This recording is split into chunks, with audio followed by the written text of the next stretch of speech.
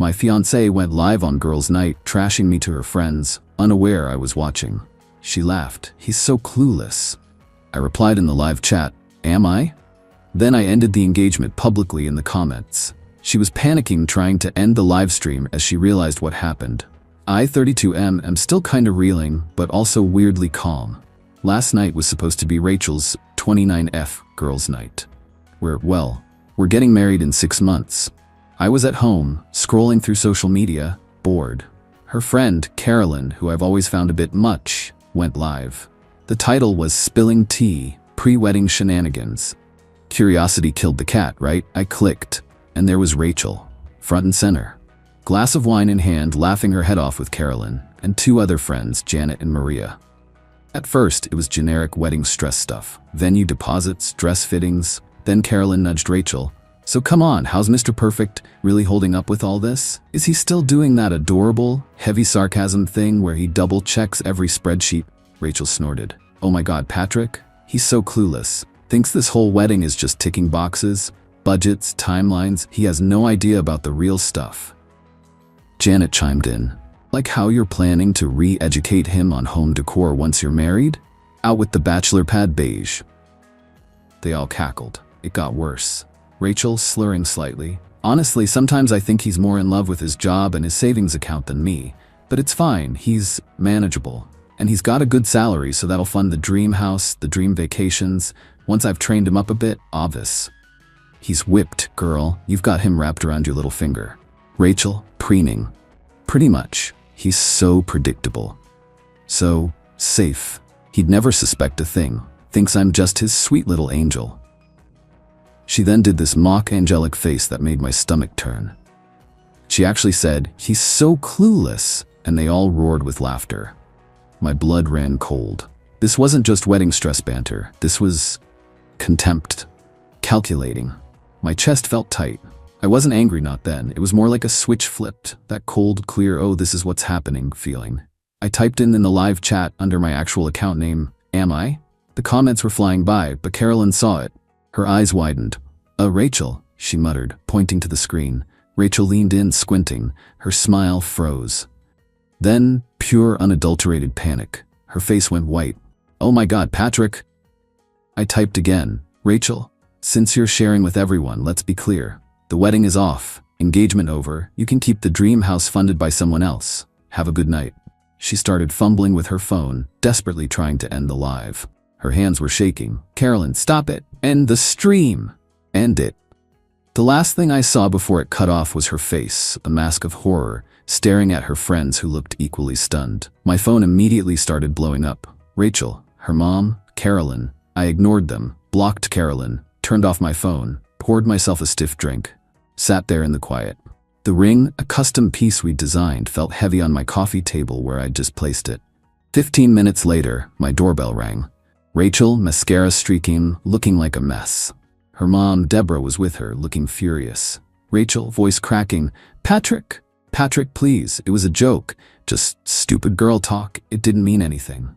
Deborah, stepping forward, young man, you have humiliated my daughter. Over a silly prank, you can't just call off a wedding in a comment section. I looked at Rachel. Was it a joke when you said I was clueless? Manageable? That my only value was my salary? No, I mean, yes, I said it, but it was the wine, and Carolyn egging me on. You know I love you.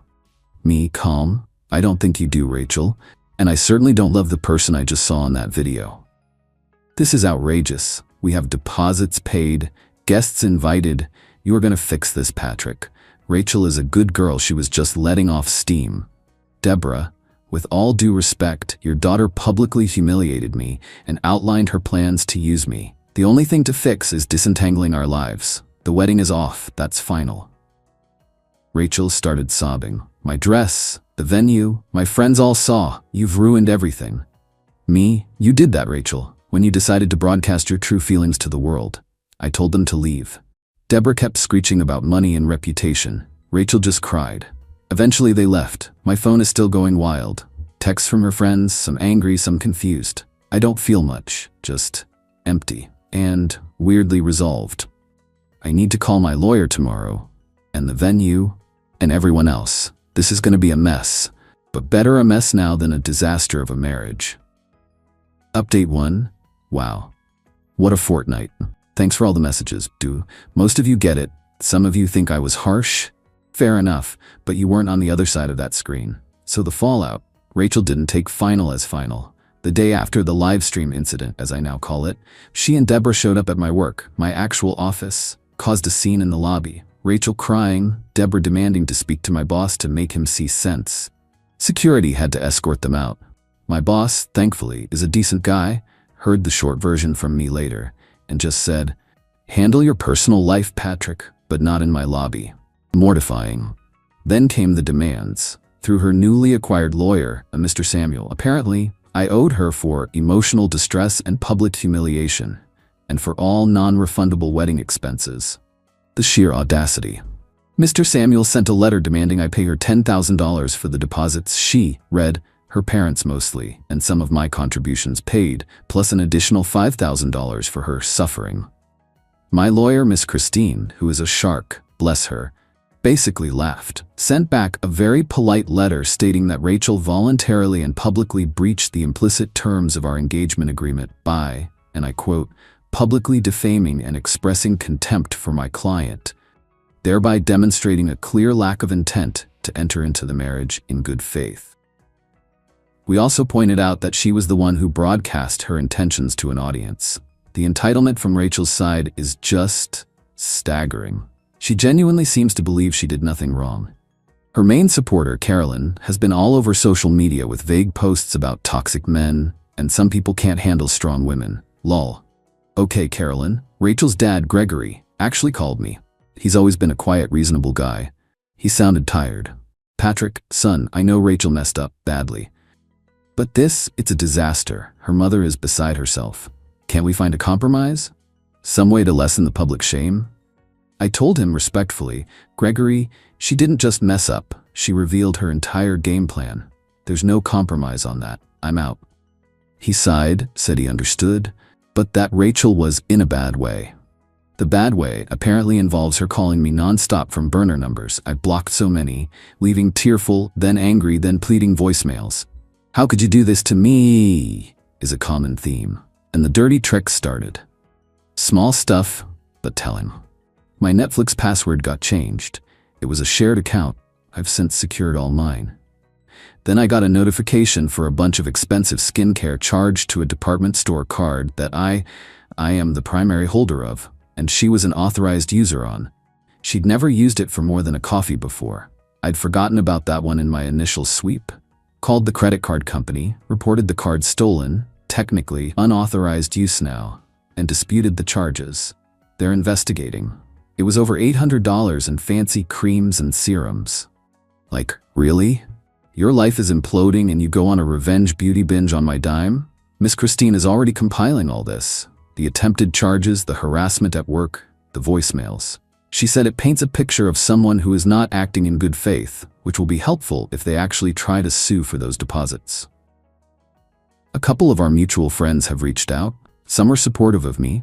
Others are trying the, she's really sorry, she's just young and dumb angle. Young, maybe. Dumb? Not in the way she meant it. Calculating is the word. The biggest headache is the venue. They're holding firm on the deposit, which was significant, about $8,000, half of which I paid directly. Rachel's parents paid the other half. Her lawyer is arguing I should forfeit my half and reimburse them for theirs because I unilaterally canceled. Miss Christine is arguing that Rachel's actions constituted a fundamental breach, making the contract impossible to fulfill under the original pretenses. It's a stalemate for now. It's draining, I'm not gonna lie. There are moments when I just feel this wave of sadness for the relationship I thought I had.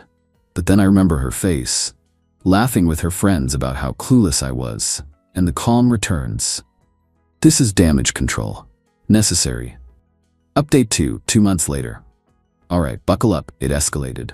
Because of course it did. So Mr. Samuel, Rachel's lawyer, must have realized the emotional distress angle wasn't flying, especially after Miss Christine sent him a compilation of Rachel's, let's call them enthusiastic voicemails and a log of the blocked numbers.